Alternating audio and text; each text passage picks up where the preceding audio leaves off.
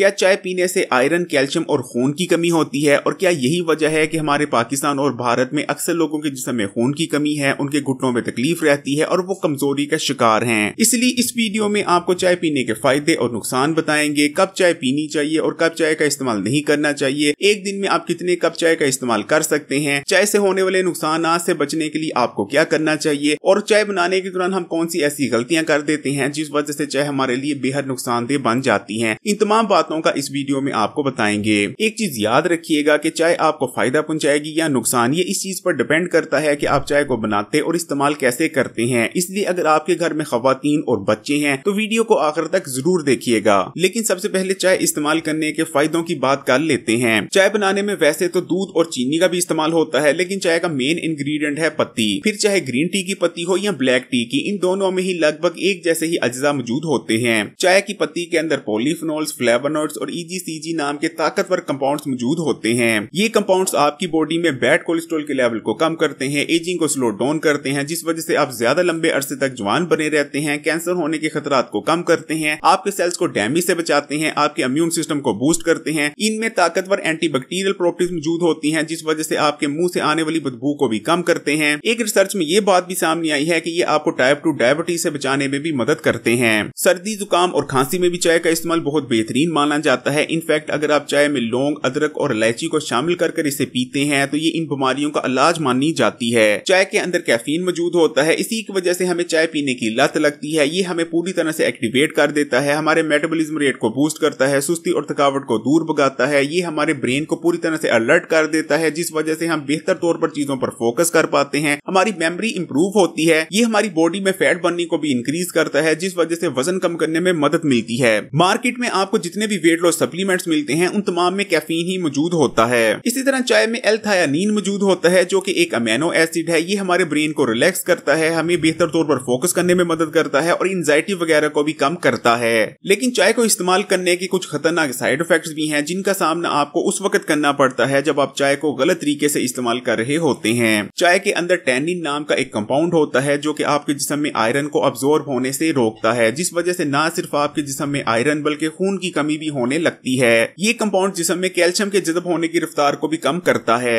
चाय का गलत इस्तेमाल हमारे हाजमे के निजाम पर भी बहुत बुरा असर डालता है। हाजमे का निजाम कमजोर पड़ने लगता है, मैदे में तेजाबियत में इजाफा होने लगता है और कब्ज जैसे मसाइल आम हो जाते हैं। जिस्म में प्रोटीन जज़ब होने की रफ्तार कम हो जाती है, बच्चों की ग्रोथ मुतासर हो सकती है और रात को पुरसुकून नींद में भी कमी आ जाती है। लेकिन यहाँ सबसे इंपॉर्टेंट सवाल ये है कि हम कैसे चाय से मिलने वाले तमाम फायदे को हासिल करें, लेकिन इन तमाम खतरनाक साइड इफेक्ट से बचे रहें। तो इसका जवाब ये है कि आप चाय को ठीक तरीके से बनाएं, ठीक वक्त और मिकदार में इस्तेमाल करें। चाय बनाने के दौरान लोग सबसे बड़ी गलती ये करते हैं कि चाय को बहुत तेज आग पर पकाया जाता है। जब आप बहुत तेज आग पर चाय को पकाते हैं तो इसमें मौजूद फायदेमंद कंपाउंड्स जल जाते हैं, लेकिन इसमें टॉक्सिन्स और जहरीले मादों में इजाफा हो जाता है। इसलिए हमेशा चाय को हल्की आंच पर पकाना चाहिए। इसी तरह एक बार इस्तेमाल हुई पत्ती को कभी भी दोबारा इस्तेमाल ना करें। जब पत्ती को आप दोबारा इस्तेमाल करते हैं तो उससे टॉक्सिन्स निकलने लगते हैं, जो कि आपकी हेल्थ को सख्त नुकसान पहुंचा सकते हैं। आमतौर पर ढाबे वगैरह में आपको जो चाय मिलती है वो दोबारा पत्ती को इस्तेमाल कर रहे होते हैं, इसलिए जब भी आप ढाबे में चाय पिए ताजा पत्ती की चाय बनवाकर ही इस्तेमाल करें। इसी तरह चाय में चीनी का इस्तेमाल कम से कम करने की कोशिश करें, क्योंकि चीनी इस्तेमाल करने से ब्लड में ग्लूकोज का लेवल इंक्रीज होता है, जो कि टाइप 2 डायबिटीज और मोटापा पैदा करने की वजह बनता है। बल्कि कोशिश करें कि सफेद चीनी की जगह चाय में गुड़ या शक्कर का इस्तेमाल करें। ये दोनों बहुत हेल्दी ऑप्शंस हैं। अक्सर लोग दूध पत्ती बनाकर खुद भी इस्तेमाल करते हैं और अपने बच्चों को भी इस्तेमाल करवाते हैं और समझते हैं इस तरह से हमें दूध के फवायद भी हासिल हो जाएंगे और पत्ती डालने से ये दूध ज्यादा हजम आवर हो जाएगा।